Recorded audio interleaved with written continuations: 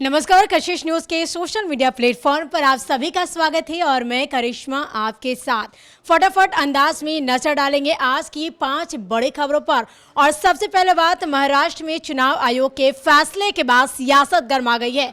उद्धव ठाकरे ने रविवार को कहा कि कल मैंने उन चोरों को रास्ते पर आकर चुनौती दी है कि हिम्मत है तो इलेक्शन लड़ो और जीतो। मैंने हिंदुत्व नहीं छोड़ा है, सिर्फ बीजेपी को छोड़ा है। इस दौरान उद्धव ने कहा कि मैं कांग्रेस की तरफ नहीं गया बल्कि मुझे बीजेपी ने धकेला था, क्योंकि बीजेपी ने गठबंधन तोड़ा था, मैंने नहीं। मैं तब भी हिंदू था और आज भी हिंदू हूँ। उद्धव ठाकरे ने कहा कि पहले सभी घर आते थे, लेकिन बीते कुछ समय से घर आने वाले लोगों की संख्या कम हो गई है। काशी और महाराष्ट्र का रिश्ता बेहद पुराना है, हमें उम्मीद नहीं थी कि फैसला इतनी जल्दी होगा। उन्होंने हमारा धनुष बाण छीन लिया, लेकिन अब राम हमारे साथ है।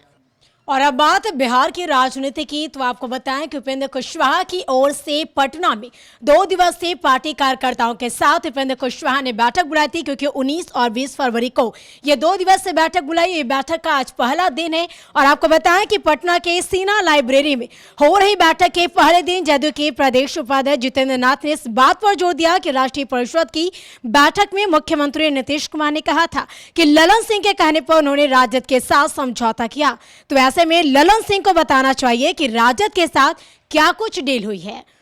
जितेंद्र नाथ ने कहा कि नीतीश कुमार के लिए हमें दर्द है, आज वो खुद फैसले नहीं ले रहे। जितेंद्र नाथ ने कहा कि इस बैठक के लिए सभी को आमंत्रित किया गया था, लेकिन प्रदेश अध्यक्ष समेत कई नेताओं ने इसमें शिरकत नहीं की। हालांकि उनका दावा था कि प्रदेश स्तर के कई सचिव, महासचिव और विभिन्न प्रकोष्ठ के नेताओं ने बैठक में भाग लिया है।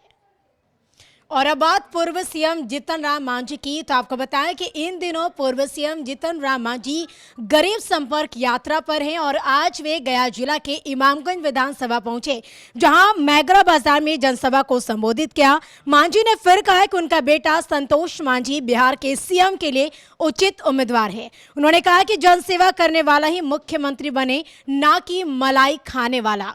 मांझी यही नहीं रुके, बिना नाम लिए तेजस्वी यादव पर निशाना साधते हुए कहा कि औरों की तरह उनका बेटा बेरोजगार नहीं है, बल्कि पढ़ा लिखा प्रोफेसर है, जिसे प्रति माह 2.5 लाख रुपए का वेतन मिलता है। विधायक को तो मात्र 1.5 लाख ही वेतन मिलता है। इसलिए उनका बेटा संतोष कुमार सुमन जनसेवा के लिए राजनीति के क्षेत्र में आया है, ना कि पैसा कमाने के लिए। इसी कारण वे अपने बेटे को मुख्यमंत्री का उचित उम्मीदवार मानते हैं।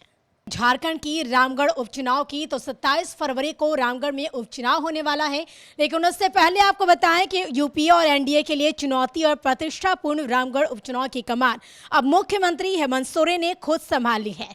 और यूपीए कैंडिडेट बजरंग महतो के पक्ष में मुख्यमंत्री हेमंत सोरेन ने प्रचार किया है। इस दौरान वह जिले के गोला इलाके में एक जनसभा में शामिल हुए। चार मंत्री आलमगीर आलम, कांग्रेस प्रदेश अध्यक्ष राजेश ठाकुर भी शामिल हुए। इस दौरान मंच से जमकर विरोधियों पर सीएम हेमंत सोरेन बरसे। उन्होंने कहा कि आजसू 1-2 विधायक को जीता सरकार को ब्लैकमेल करती है। राज्य अलग होने के बाद विरोधियों के हाथ में सत्ता मिल गई। राज्य सरकार के साथ सौतेला व्यवहार केंद्र सरकार करती है।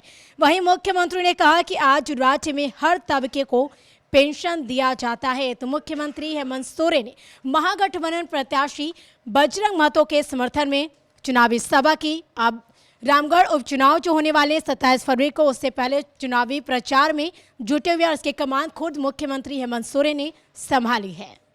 बिहार में पर्यटन को बढ़ावा देने के लिए सरकार नई योजनाओं पर काम कर रही है। वहीं अब राजधानी पटना जू का नजारा भी बदला सा नजर आ रहा है। पटना जू में रविवार को जेब्रा क्रॉल का उद्घाटन एवं हुलोक गिवन केज का शिलान्यास और बिहार सरकार के वन एवं पर्यावरण मंत्री तेज प्रताप यादव द्वारा किया गया।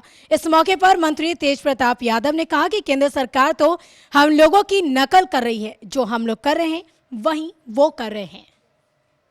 तो ये थी आज की 5 सबसे बड़ी खबर। फिर होगी मुलाकात इसी तरीके से 5 बड़ी खबरों के साथ। और साथ ही आप कशिश न्यूज पे और भी वीडियो देखना चाहते हैं, चाहे बिहार झारखंड की बात करें, उत्तर प्रदेश उत्तराखंड की भी बात करें, इन खबर को देखने के लिए आप कशिश न्यूज के सोशल मीडिया प्लेटफॉर्म को लाइक करिए, सब्सक्राइब करिए, ताकि हर खबर आप तक पहुंच सके। मुझे दीजिए इजाजत, नमस्कार।